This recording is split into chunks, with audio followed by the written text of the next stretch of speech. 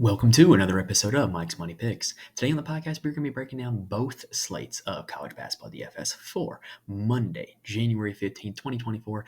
The Martin Luther King holiday has brought us a full day's action of college basketball, which means that we have a full day's action of college basketball DFS. So we have a 12 p.m. Eastern Time early slate, as well as a 7 p.m. Eastern Time main slate, both of which are 4 games apiece, and both of which feature somewhat questionable selections for the games themselves. But anyway, I'm happy that we have 2 4-game slates. So on this episode, we're going to break down both of the 4-game slates. Some of these teams are teams that, we have not seen before on DraftKings. So it is going to be super vital that we get to know these teams and find the right guys to get into our DraftKings lineups for Monday, January 15th.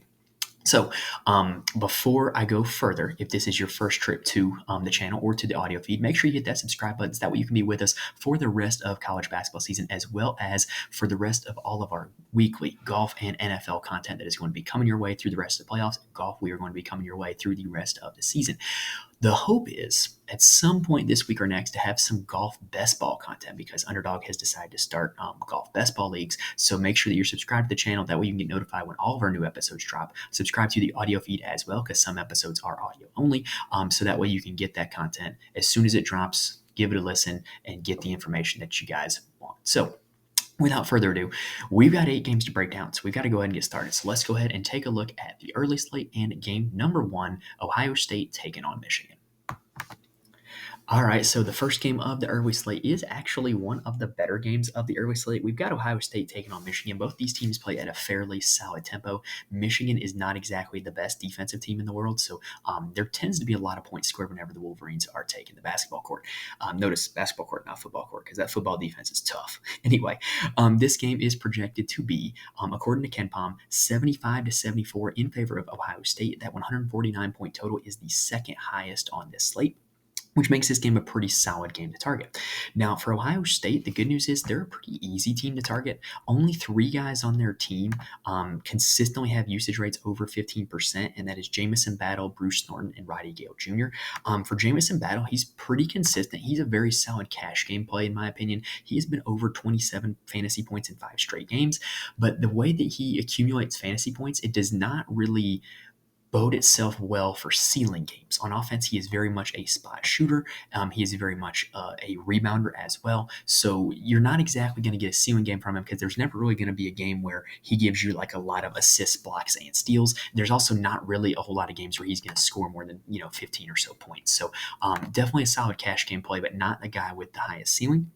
Bruce Norton and Roddy Gale, look, I can never get the 2 of these guys right every time they're on the slate. However, both of them get shot attempts out the wazoo. Bruce Norton has had 15 shot attempts in 3 straight games, whereas Roddy Gale Jr. has gotten 14 shot attempts in 3 straight games. The fantasy scoring has been down for both these guys because they haven't been hitting their shots, but against the defense of Michigan, this should be a solid bounce back for those guys, and both of these guys are squarely in my player pool for the Monday slate. Now, after them, you've got Felix Okpara, who's starting at center. He is very rebounding dependent. When he gets a lot of rebounds, he gives you solid fantasy outputs. When he doesn't, he doesn't. It's pretty straightforward. I don't like the price tag at $6,100. I think that when he was in the 5K range, he was a guy that I liked playing. The thing is that pretty much him and Zed Key are splitting minutes at the 5 spot. And so Okpara is now playing about 29 to 30 minutes a game, which is taken away from Zed Key, who's not playing a whole lot of minutes. But Zed Key does have a lot of usage when he's out there. So, maybe if you're playing enough lineups or if you're playing GPP, Zed Key might be worth a dart throw, because what if Felix Okpara gets in foul trouble and Zed Key ends up playing 20 plus minutes? On the Michigan side, they had the strangest suspension in the world last week. Doug McDaniel is suspended for 6 road games only for Michigan, not home games, just road games. Well, the good news is this is a home game, so Doug McDaniel is going to be back. Now, what that did last game was you saw Jalen Llewellyn start at point, and he was one of the most popular plays on the slate, and he absolutely killed it. He ended up with 22 fantasy points. Started off slow, it was only 3 for 11 from the field, but he got you some peripheral stats. He ended up, getting decent fantasy points, and 22 fantasy points at a salary of $3,200 was a very solid value.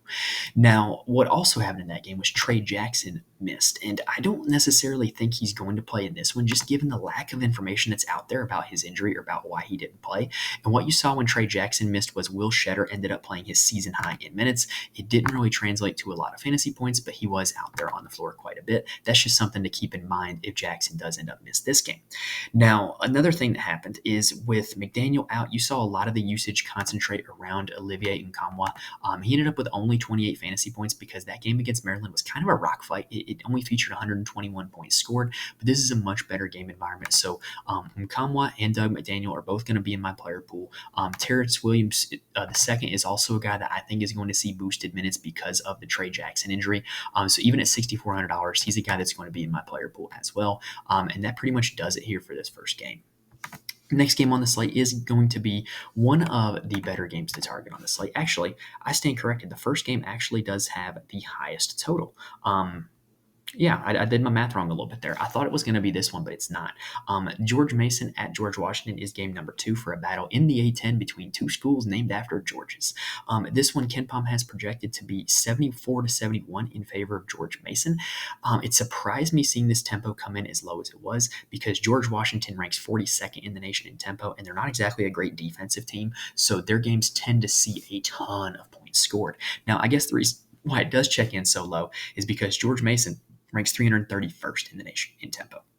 So what that means is this is a big-time pace up spot for George Mason, big-time pace down spot for George Washington. Now, on the George Mason side, they're pretty straightforward in my opinion. Keyshawn Hall has a 25.8% usage rate on the season. He has been really good throughout the season, kind of down in his last 2 games, but I think you can attribute that to just kind of how those games played out. Like the game against VCU was 104 points scored. It was an absolute rock fight. Then the game against Richmond, he only got 4 shots, but that was kind of the outlier if you look at his game log. So I'm more than willing to go back to Keyshawn Hall in a big pace-up spot. Now, after him, there's not really a whole lot to be interested, even though, it's such a pace-up spot, right? Amari Kelly is their big. He is inconsistent at best, but he's shown a ceiling. He does have 2 games this season over 38 fantasy points, but there's not really a whole lot of consistency there. I would rather just pay up for Keyshawn Hall, especially considering Keyshawn Hall gets dual eligibility. The guy that I do like, because I've watched enough George Mason to say this, I think Ronald Polite is actually their best guard. And I think that he should shoot the ball more than he does. And what you see is in the games where he actually does shoot the ball, he can give you some good fantasy scoring. He has 2 37 fantasy point performances this season and then 2 more games at 30. So he's giving you a high ceiling. At only $5,900, I think he's a great GPP play because I think he is a better player than what he has shown statistically, in his last few games. So Ronald Polite is a guy that I am going to be playing on the George Mason side. Now, on the George Washington side, they're also a pretty straightforward team as well. This is a team that I've watched a little bit of just because, what's been happening lately is the A-10, they have this great TV contract where they're on the USA Network every Saturday. And so, when YouTube TV does the multi-box, which I cannot speak highly enough of, the USA game always ends up being in that multi-box. So I've ended up seeing a lot of these A-10 teams and a lot of these A-10 games just because they end up in my multi-box on Saturdays. Now, anyway, that's beside the point. I have watched this George Washington team. I know enough to say that James Bishop IV is their guy. He is their best player. He has a 27% usage rate on the season, a massive assist rate as well. You can look at the game log and see the number of shots he's getting and see the number of fantasy points he's putting up, and it's very, very solid. At a salary of only $7,800, we're looking for about 32 fantasy points to get about 4 times value from him, and he's gotten 33 fantasy points in each of his last 3 and 4 of his last 5. So really, really confident in playing James Bishop, even though it is a pace down spot against George Mason. Now, after him, you've got kind of like a guessing game because you've got Buchanan, Johnson, and Edwards, who all have usage rates over 20% but under 22%. None of these guys have really separated themselves from each other when it comes to this season. But what tends to happen is one of these guys tends to go off every single game. So honestly, good luck figuring out which one. I think if I had to pick one, I think Maximus Edwards actually has the best statistical profile. He tends to get the most shots out of these guys. He also has a really high rebounding rate. So he would probably be the guy that I would look for, even though it is truly a guessing game with the next tier of George Washington guys. I think you can get away with just playing James Bishop on this side if you want to. Game number 3 is going to be Villanova taking on Marquette. This one has the lowest game total of the early slate, projected to be Marquette 72-68 according to Ken Pom. Villanova is kind of a mystery. They got Justin Moore back last game. Look, when he's healthy, he's their best player. Like, just bar none. Like, he is their guy when he's healthy. But in that game against DePaul, which they won by 25, it was kind of a blowout. He only played 23 minutes, only put up 11 fantasy points, only had a 14% usage rate. So it would be real easy to say, oh, they were easing him into the rotation and into the action because, he was coming off of an injury and it was DePaul. So against Marquette, does he play a full minute load? If you think the answer is yes, I think he's a smash play. But I don't know enough to say that with confidence that answer is going to be yes. Now, what you also saw was Jordan Longino missed the game against DePaul. I don't necessarily know if he is going to play the Marquette game or not because, it is an ankle sprain. And I don't know if you've ever had an ankle sprain, but playing basketball with an ankle sprain is no fun.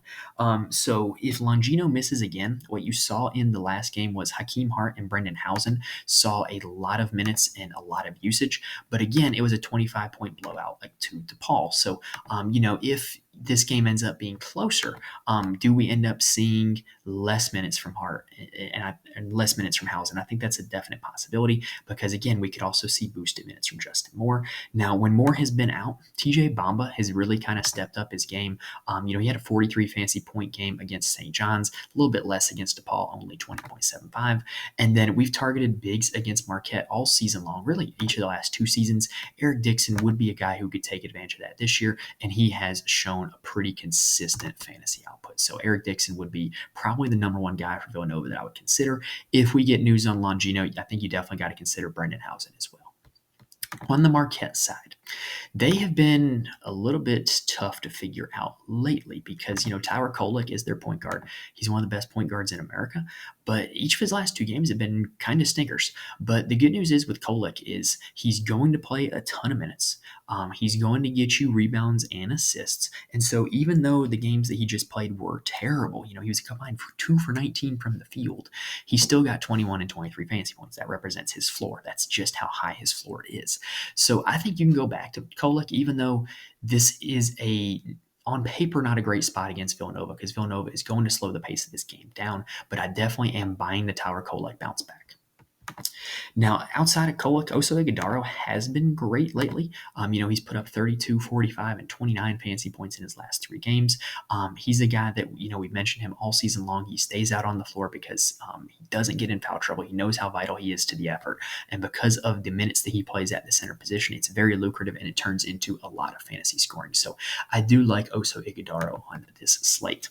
Now, the other Marquette guy that I would like on this slate is Stevie Mitchell. So Chase Rosh and Sean Jones are both out. And what you saw last game when that was the case was Stevie Mitchell saw 26 minutes, 10 shots, 28 fantasy points. So if he's kind of picking up the minutes from Ross and Jones, I definitely think he's got to be in play. There was real no other guard that saw their minutes increase with those 2 guys out other than Mitchell. So to me, Stevie Mitchell would be a definite solid value play on this slate. Last game of the early slate is going to be another battle in the A-10. LaSalle taking on St. Joe's. This one is projected to be 79-68 in favor of St. Joe's. This is the most lopsided game on the early slate, and St. Joe's is the highest projected scoring team on the early slate. Now, for LaSalle, they're pretty straightforward. Gill, Brantley, and Brickus are their only 3 guys who are above a 20% usage rate on the season. However, Gill has missed the last 3 games. I would tend to think that the fact that we haven't really gotten a whole lot of information about him, I think that he's probably unlikely to play this one. Like, don't quote me on that. Don't take it to the bank or whatever, but I just don't think it's very likely that he plays. And so what has happened in his absence was Brantley and Brickus have still been the 2 guys, they've been the 2 leaders in usage. But what you have saw in Gill's absence is other guys have stepped up. Deshaun Shepard has averaged 23.4 fantasy points in those 3 games, which is really solid, but it's not exactly what we're looking for at his price tag. I think he's a little pricey. Rokas Josias has also played a little more minutes in those 3 games, and he has averaged 20.8 fantasy points in those 3 games. That is over 4 times value for his salary. That's pretty solid. And then Andres Marrero would probably be my favorite play. He has also seen boosted minutes without Gil in the lineup, and he has averaged 21.3 fantasy points in those 3 games. So he's also the cheapest of the 3 guys that I just named. So Marrero would probably be my favorite value play from this LaSalle side, but I definitely don't mind going with Brantley or Brickus. St. Joe's is actually 0-3 in A10 play so far, so it would not shock me if this LaSalle team ends up giving them a solid game. Now, on the St. Joe's side, they have shown a tendency in conference play to really skew towards their 2 guards, Eric Reynolds II and Lynn Greer III. So Reynolds has been a really big-time producer.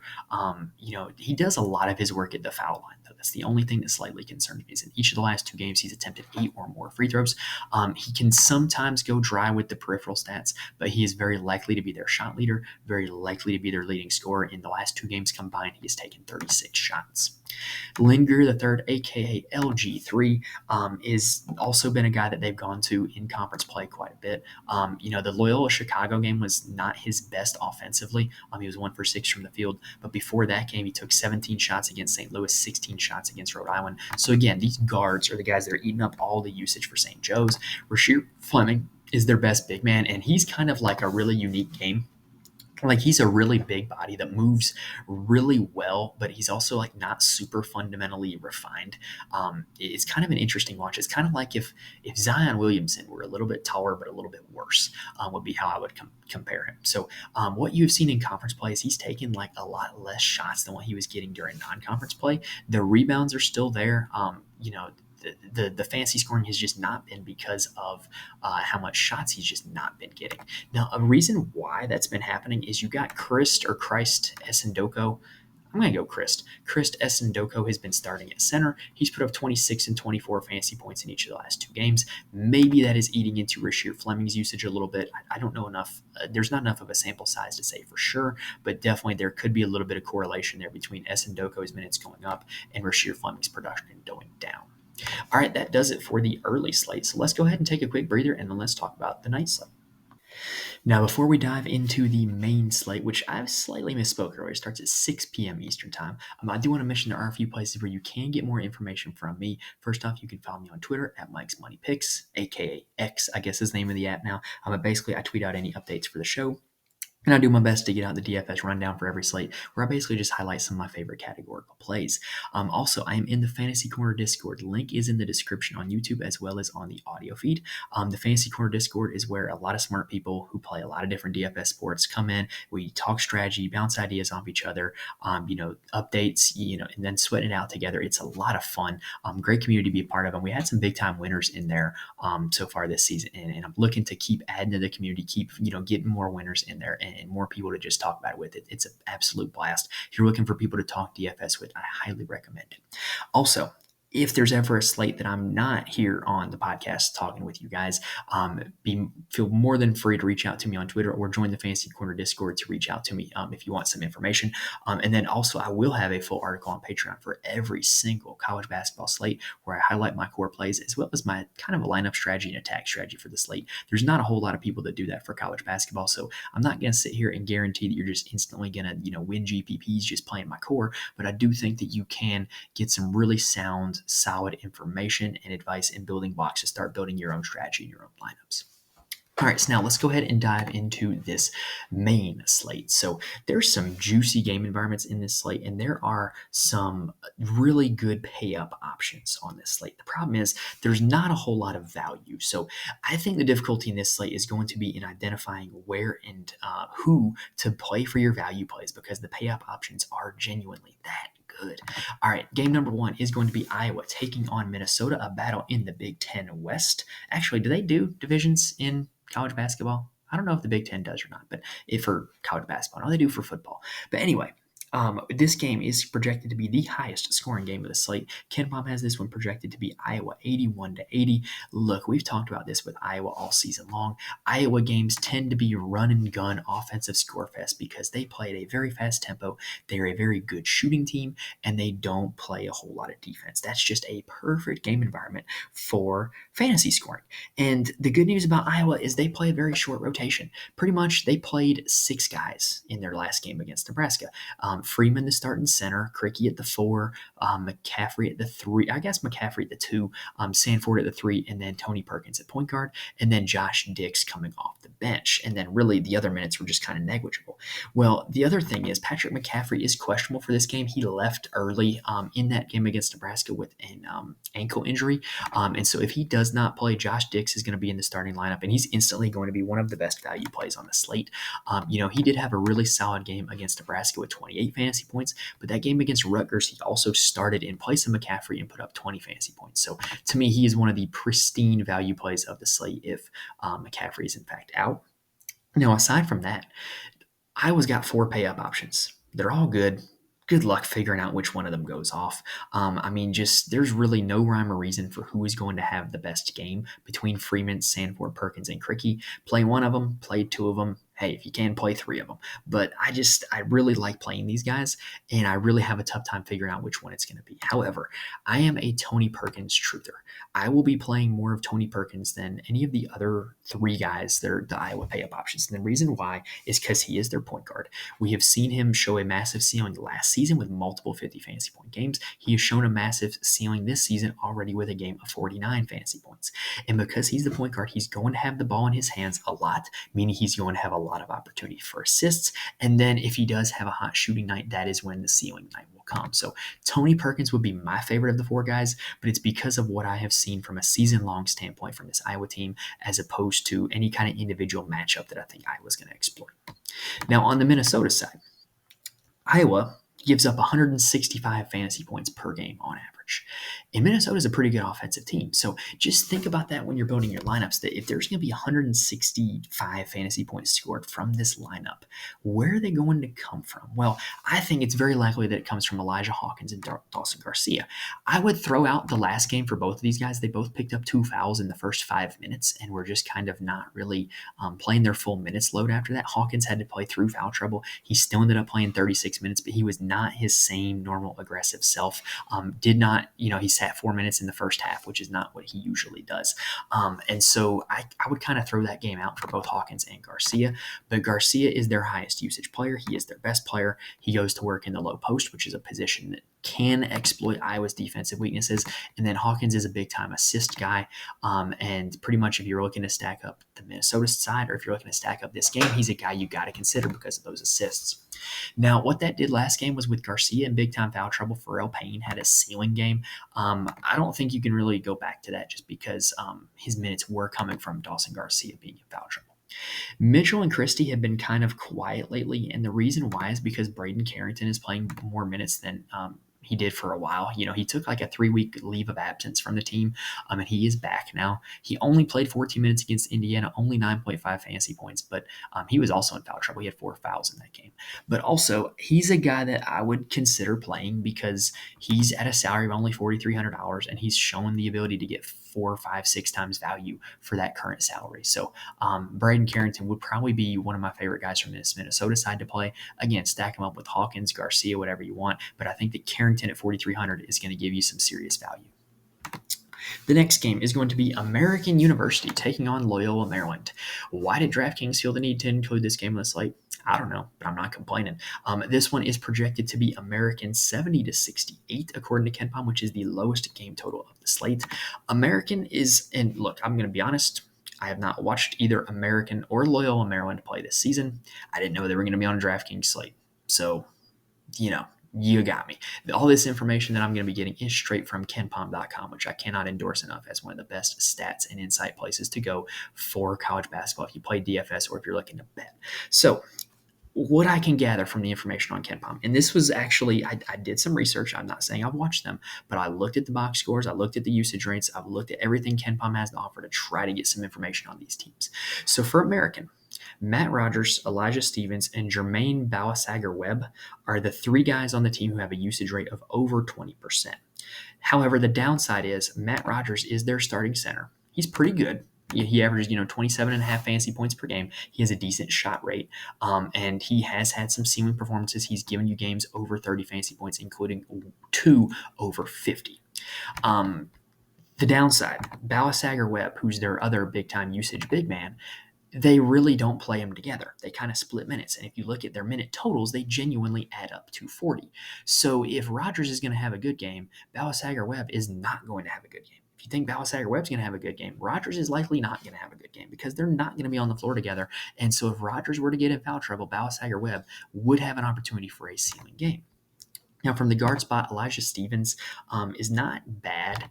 I think there's other places I would rather spend my money, but decent usage rate, very high assist rate, is probably going to take double-digit shots.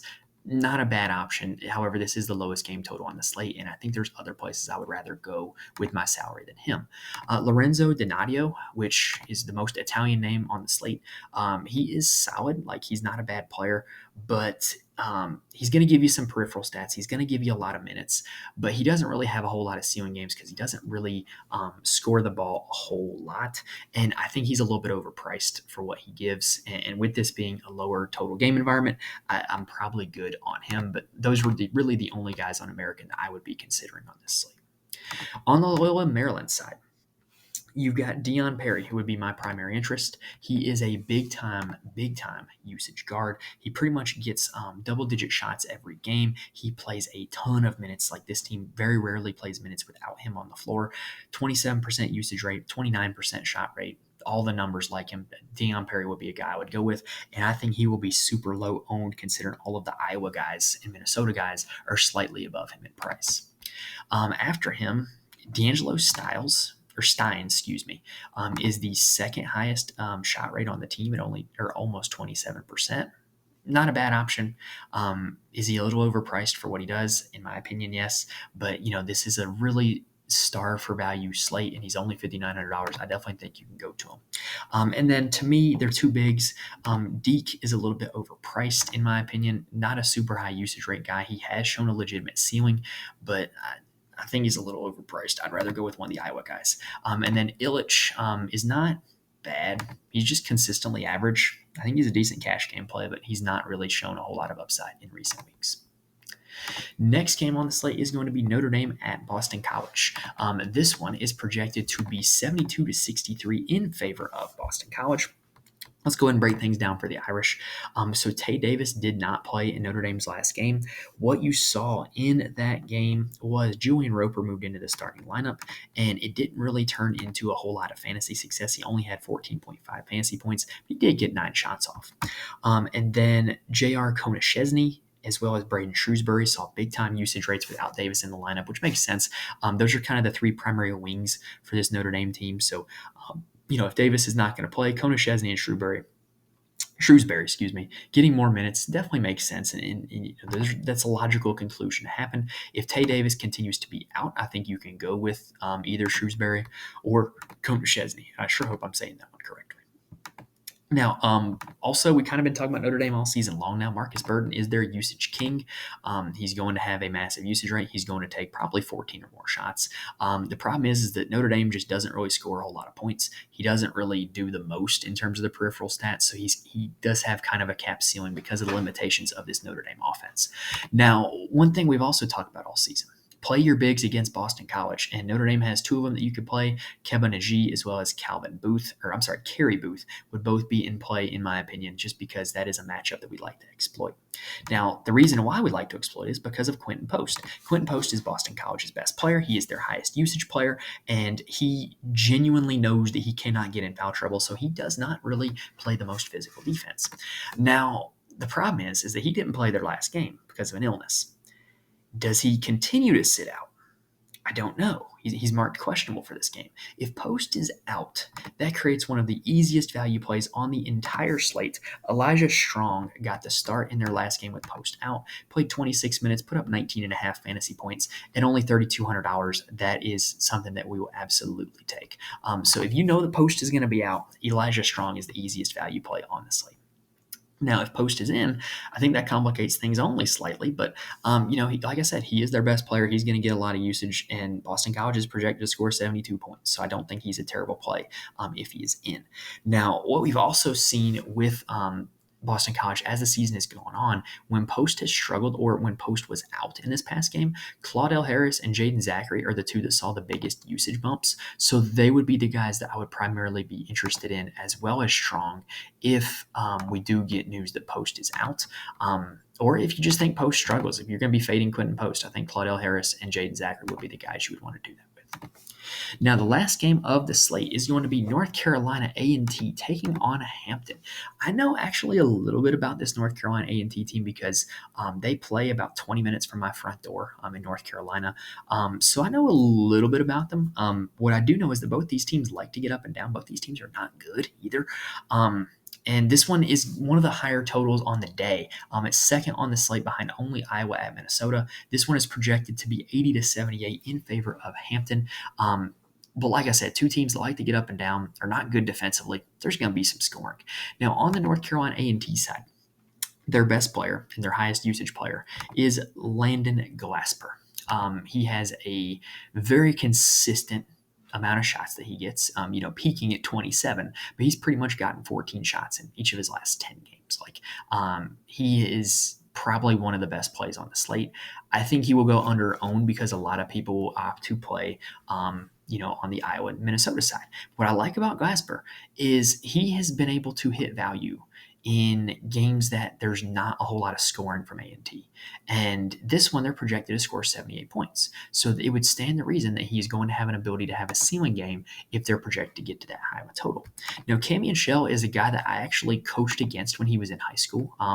We went 1-1 against him in basketball when we were there, and we went 0-2 against him in football when he was at this school. He was their quarterback. He played like Tyrod Taylor. He was pretty good in football as well as basketball. But he's only 5'10", so it made sense that he ended up on the basketball court because it's really hard to play quarterback at 5'10". Anyway, I'm getting sidetracked. Camion Shell is the second highest usage rate on this A&T squad. He has a 20% usage rate. He's going to play a ton of minutes. So if you're fading Glasper, it would make sense to play Camion Shell. Or if you're looking to stack this game up, it would make sense to play Camion Shell. Now, after that, they've been really rotating a lot of guys in and out of the starting lineup outside of Glasper and Shell. Those are like the two constants. Uchenna Coleman-Nicholas got the start last game, played 32 minutes. Didn't play all that well, only 7.5 fantasy points. But if he is in the starting lineup and he is going to play 32 minutes, that definitely has my consideration in a game that's got a 158-point total. Jeremy Robinson did not play last game, but I think he is a really, really solid option if he does play. He's only 4,200.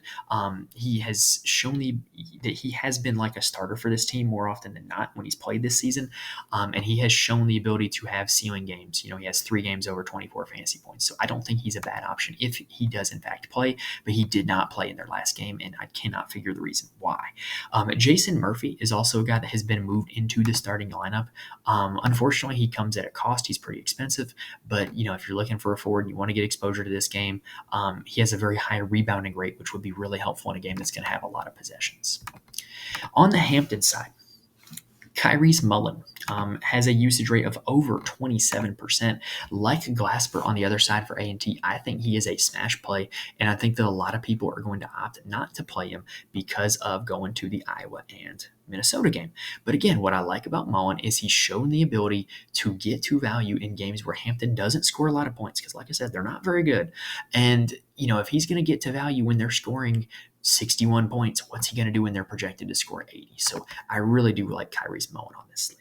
Tristan Maxwell is second on the team in usage, but what you will notice when you look at his game log, and when I looked at the box scores, I noticed this as well, he only played 2 minutes in their last game. He left it early. I can't find any information as to whether or not he's going to be available for this game, but just keep that in mind. There is not a tag next to him on DraftKings yet, as I'm recording this on Sunday night. Ford Cooper was the guy that benefited from that in their last game. He's a minimum $3,000 on DraftKings. However, he played 30 minutes in that game, took 2 shots, put up 3.5 fantasy points. He was out there doing cardio. So I don't know if necessarily he's even a guy you can play, even if he does get 30 minutes. But I just want to get you the information out there that if you're looking for a dart throw at $3,000, he's a guy you might be able to go with. Now, Trey Thomas is a guy that has my intrigue. He has a huge usage rate for Hampton when he plays, but his minutes are just super inconsistent. You never really know when he's going to play a whole lot of minutes or when he's not. If you could tell me right now that Trey Thomas was going to play 20 minutes, I'd put him in my lineup, but I just don't know if he's going to or not. Now, also, with Maxwell out in last game, Mullen had his normal huge usage rate, but Nesbitt and Wilcox saw boosted usage with Maxwell out. So I would have more interest in the two of these guys, Nesbitt and Wilcox, if we do get confirmation that Tristan Maxwell is going to miss this game. Nesbitt put up 37 fantasy points in their last game. Wilcox only put up 11, but the usage rate was there, and he's been playing over 30 minutes in their last 3 games. So I definitely want to get some pieces from this North Carolina A&T and Hampton game. What I think is going to happen is because people are more familiar with it, people who know the slate already know this information about Iowa and Minnesota. I think a lot of the ownership is going to center around that Iowa and Minnesota game, and I think you can make yourself different by finding plays from that North Carolina A&T and Hampton game. All right, that does it for our preview of the main slate, and that does it for our episode here for the Monday daily double. I guess we can call it the Monday daily double slate, where we talked about the early slate and the main slate. So remember, if you want more from us, follow me on Twitter at Mike's Money Picks, join the Fantasy Corner Discord, and go get yourself those articles on the Patreon. Also, if you like what you saw here in this video, please hit the like button on YouTube, and please rate and review the audio feed as well. It helps me out a lot. It does not fall on deaf ears, and I really do appreciate it. You guys are the best. And also hit the subscribe button to the YouTube channel as well as to the audio feed. Hey, if you subscribe to one of them, go subscribe to both. Help me out, please. It is free, and we are closing on 400 subscribers on YouTube, and I want to hit that milestone. My goal is to get to 500 before March Madness starts, and I can only do that if you guys help me out just a little bit. All right, so that does it for this episode. Tomorrow night, I'm most likely going to be recording the golf episode. So what that means is, if you want my thoughts on the Tuesday slate, I don't think I'm going to have an episode for you. So make sure that you join the Fantasy Corner Discord, so that way you can get my full thoughts on the Tuesday slate, and we can chat it up and talk about the Tuesday slate. We can get all the information out there in that Discord, since I might not be having an episode for you. All right, so that does it for this episode, y'all. So hopefully I was able to get you guys some good information on a lot of some of these obscure teams that you might not know much about.